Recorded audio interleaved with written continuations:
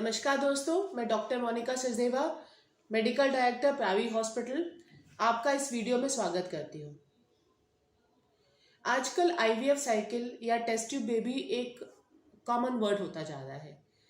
Common word इसलिए क्योंकि निसंतानता या सब फर्टिलिटी आज के समय में बढ़ती जा रही है और हम सब जानते हैं निसंतानता या सब फर्टिलिटी का सबसे ठोस और फटाफट रिजल्ट आईवीएफ या टेस्ट ट्यूब बेबी में ही आता है। तो स्वाभाविक सी बात है, आजकल दंपत्ति आईवीएफ की तरफ रेडिली चले जाते हैं और इसको एक्सेप्ट कर लेते हैं, आईवीएफ साइकिल लेते हैं। अब विडंबना ये है कि आईवीएफ साइकिल या तो सक्सेसफुल होगी या फेल होगी। अर्थात एक आईवीएफ साइकिल जिसमें हम अंडे निकालने की प्रक्रिया करते हैं, जिसे हम बोलते हैं ओवम पिकअप, भ्रूण बनाने की प्रक्रिया करते हैं जिसे हम बोलते हैं इक्सी और एम्ब्रियो कल्चरिंग, और एम्ब्रियो ट्रांसफर करते हैं, भ्रूण डालने की प्रक्रिया। तो ये जो 3 स्टेप्स होते हैं, जब भ्रूण डलता है उसके 14 दिन बाद एक ब्लड टेस्ट, बीटा एचसीजी या फिर किट के टेस्ट के द्वारा पता चलता है हम सफल हुए या नहीं हुए। और उसके बाद जब हार्ट बीट आ जाती है बच्चे की, तो सफलता लगभग स्टैंप लग जाती है। लेकिन हर आईवीएफ साइकिल सफल नहीं होता है। हम कितना ही अच्छा भ्रूण डाल दें, कितनी ही खूबसूरत बच्चेदानी हो, सब कुछ कितना ही अनुकूल हो, 100% की गारंटी आईवीएफ में भी नहीं होती। तो इसका मतलब अगर आईवीएफ साइकिल 50 से 60% सफल हो रही है, तो लगभग 40% साइकिल्स असफल भी हो रही है। ये हर आईवीएफ सेंटर की कहानी है। अगर हम सफलता की तरफ सेलिब्रेट करते हैं तो असफल मरीजों से भी हमें मिलना पड़ता है।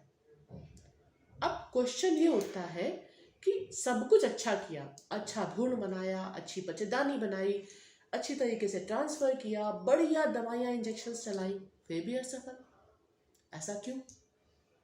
आए दिन ये क्वेश्चंस हम पेशेंट से सुनते हैं, उनकी क्वेरीज होती हैं, मैसेज आते हैं और कई सारे जवाब हम लोग को देने होते हैं। सच बताऊं तो साइंटिस्ट को अभी तक असफलता का कोई ठोस वजह पता नहीं चल पाया। अगर कोई ठोस वजह पता चल जाएगी तो क्यों नहीं डॉक्टर्स उस वजह को माइनस करेंगे। हम सब चाहते हैं हमारे मरीज सफल हो, पहली बार में ही सफल हो, कौन नहीं चाहेगा। अब असफलता की वजह क्या होती है? असफलता की वजह होती है नंबर 1, भ्रूण की क्वालिटी। भ्रूण अर्थात एम्ब्रियो, एम्ब्रियो भले हमने डे 3 पे ट्रांसफर किया हो या फिर डे 5 ब्लास्टोसिस्ट किया हो। अब भ्रूण की क्वालिटी किस पे डिपेंड करती है? अंडे पे और शुक्राणु पे।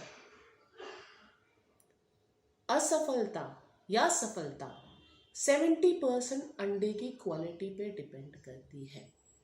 अर्थात अंडे का सुपीरियर क्वालिटी का होना बहुत ज़्यादा ज़रूरी है। सेकेंड वजह असफलता की होती है कि बच्चेदानी में कोई दिक्कत, जैसे कि बच्चेदानी की झिल्ली प्रॉपर डेवलप नहीं हुई है, बच्चेदानी में खूब सारी गांठें हैं जो बच्चेदानी का एटमॉस्फेयर खराब कर रही हैं, या फिर बच्चेदानी सिकुड़ती और फैलती रहती है, उसकी अपनी जो कॉन्ट्रैक्टाइल पावर है वो बहुत ज़्यादा है, तो भ्रूण चिपकने में दिक्कत होती है। ये तो हो गया भ्रूण की प्रॉब्लम, बच्चेदानी की प्रॉब्लम। थर्ड प्रॉब्लम होती है अगर मरीज को कोई बीमारी है, जैसे कि उसे थायराइड है वो अनकंट्रोल्ड है, उसे डायबिटीज़ है वो अनकंट्रोल्ड है, उसका वजन बहुत ज़्यादा है या बहुत कम है, या फिर मरीज़ गलत चीज़ों का सेवन करता है जैसे कि टोबैको, उससे भी भ्रूण चिपकाने की क्षमता कम होती है। कई बार मरीज के अंदर कुछ ऐसे ब्लड में पदार्थ होते हैं जो उसका खून गाढ़ा करता है, उस वजह से भी भ्रूण चिपकने में दिक्कत होती है। अक्सर देखा गया है जिन महिलाओं को ऑटो इम्यून प्रॉब्लम होती है, जैसे कि रूमेटाइड आर्थराइटिस या कोई और ऑटो इम्यून प्रॉब्लम किडनी से रिलेटेड, उन महिलाओं में उनकी जो इम्यूनिटी है वो बहुत स्ट्रांग होती है, तो वो भ्रूण को भी चिपकने नहीं देती है। तो ये तो कुछ टेक्निकल बातें हुई। अब आती है प्रैक्टिकल बात। भ्रूण का चिपकना, आईवीएफ का सक्सेस, आईवीएफ लैब और आईवीएफ लैब की क्वालिटी कंट्रोल पे भी डिपेंड करता है। अगर आईवीएफ लैब पे समय टू समय क्वालिटी चेक हो रहा है, क्वालिटी कंट्रोल हो रहा है, उसका ऑडिट हो रहा है, तो आईवीएफ लैब की क्वालिटी सुपीरियर रहती है और सफलता के चांसेस काफ़ी अच्छे रहते हैं। तो एक आईवीएफ साइकिल को सफल करने के लिए मल्टीपल फैक्टर्स काउंट करते हैं।